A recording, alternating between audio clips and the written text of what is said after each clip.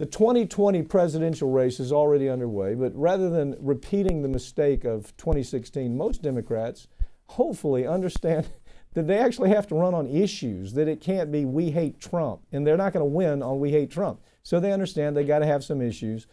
And the issues that's emerging, one of the important is the health care and prescription drug prices. Great.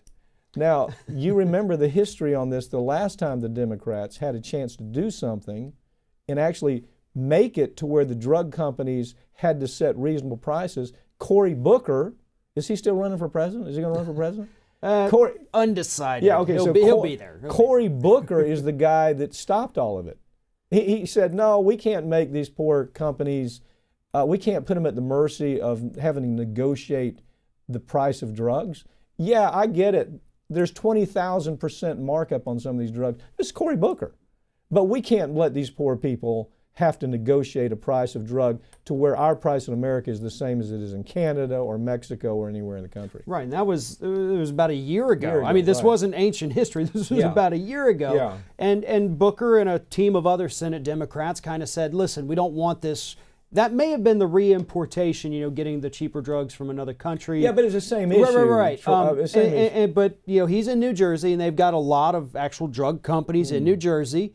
And he understands where his bread is buttered and doesn't want to make them mad. But those days are coming to an end, because with the public outcry, which is a bipartisan outcry, left, right, center, everything in between, everybody is telling our elected officials, drugs are too high. I can't afford my drugs. The drug companies at the start of January of this year jacked all their prices up for no other reason than they can. Wait a second. Even worse than that. Those were the generic companies. Right. You understand? These are companies that where the product had been on the market for 10 years. There was no reason for it. One day it's selling for 50 cents and the next day it's selling for $4. And so what ends up happening is it's not like you can blame that on research and that's history. Right. This is just we want to make more money and we're going to get away with it as long as we can get away with it. You know, I was taking a deposition one time in Amsterdam. It was against, I think it was Bayer. I'm not. Let me not say that. I'm not sure of which company it was. I've taken so many depositions against pharmaceutical companies. But I asked the question. Now, why does this pill? It was Pradaxa. So why does this pill in Germany cost $2, but in America it costs $11? Something like that. And he literally said, because we can.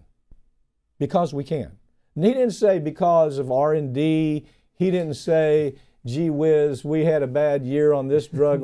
He said, because we can. The plane tickets for the drugs are too expensive. Right. There was none of that. There was none, or we're worried about, you know, drugs being contaminated. There was none of that. He literally said to me, because we can. And that's why, look, right now we've got, what, 1, 2, 3, 4, 5, 6 different pieces of legislation, House and Senate, some House Senate combined, that are doing what they can to lower prescription drug prices. You know, make a public option for generic drugs. That's my least favorite. That is very weak, needed but weak.